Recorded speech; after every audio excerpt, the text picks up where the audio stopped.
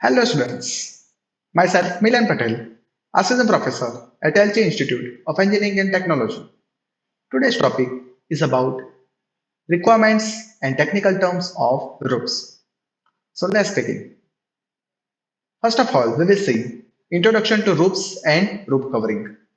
A roof is defined as the uppermost part of building, which is constructed in the form of framework to give protection to the building against rain, heat, snow, wind, etc. A roof basically consists of structural elements provided at the top of building for the support of roof coverings. The structural elements may be trusses, portals, slabs, domes, etc. And roofs may be AC sheets, GI sheets, shingles, slats, etc. The roof and roof covering receive rain and snow more directly and in much quantity as compared to the walls. It is therefore essential to provide a positive barrier for the entry of moisture in the building. Okay? Now, let's see the requirements of good roof.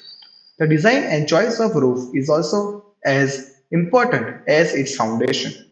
The former protects the building from the damaging forces starting from its top, and the latter takes its care from the likely damages as its bottom. Following are the requirements of a well-planned roof. A roof should be durable against the adverse effects of various agencies such as wind, rain, sun, etc. It should grant the desirable insulation against sound as well as heat. It should be structurally stable and sound, and it should be capable of taking loads likely to come over the roof. The roof should be well drained during the rainy seasons. It should have efficient waterproofing arrangement, and it should be fire resistant. Okay, these are the various requirements of the good roof. Now let's see the technical terms of roof. First is barge boards. These are the wooden planks on board which are fixed on gable end of a roof as shown in figure. You can clearly see in this figure. Okay, they connect the ends of ridge, purlin and wall plates. Second is battens. In figure B, you can clearly see battens. These are the thin strips of wood which are fixed on the rafters or ceiling as shown in this figure. They support the roof ceiling. Okay. Third is cleats. You can clearly see cleats in the figure B. These are small blocks of wood which are fixed on trusses to prevent sliding of furlings. Okay. Next is dragon beam. Okay. The lower end of hip rafter is generally supported on diagonal piece of wood, which is laid across the corner of wall. This diagonal piece is known as dragon beam, or you can say dragon tie or an angle tie. Okay. Next is eaves. The lower edges of roof which are resting upon, or you can say projecting beyond the supporting walls are known as the eaves. Sometimes a thin board or wood is provided at the eaves to cover the ends of common rafters. You can clearly see eaves board here. This board is known as eaves board, or you can say fascia board. Okay, it is usually 25 mm thick and 250 mm wide. Next term of roof is gable. The triangular upper part of a wall formed at the end of pitch roof is known as gable. You can clearly see gable in figure A. Next is hip. The angle formed at the intersection of two roof slopes is known as hip.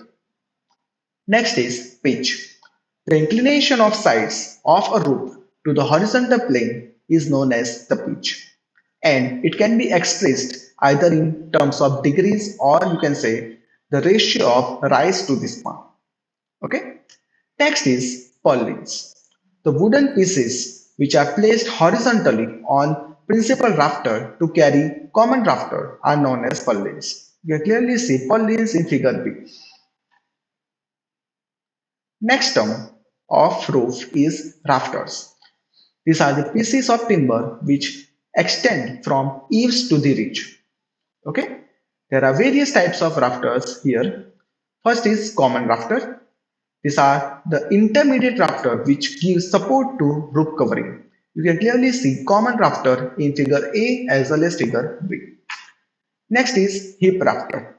These are the rafter which are provided at the junction of two roof slopes. You can clearly see hip rafter in figure A. Okay. Next is jack rafter.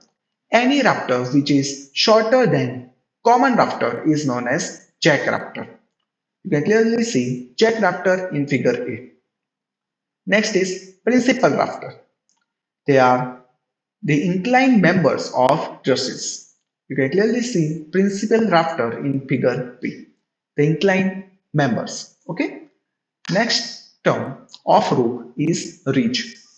A wooden piece provided at a ridge line of sloping roof is known as ridge, or you can say ridge board, or you can say ridge piece. The common rafters are attached to the ridge. The ridge line indicates the apex line of sloping roof as shown in figure A as well as figure B. Okay. Next term is span. The horizontal distance between the internal faces of walls or supports is known as span, or you can say clear span.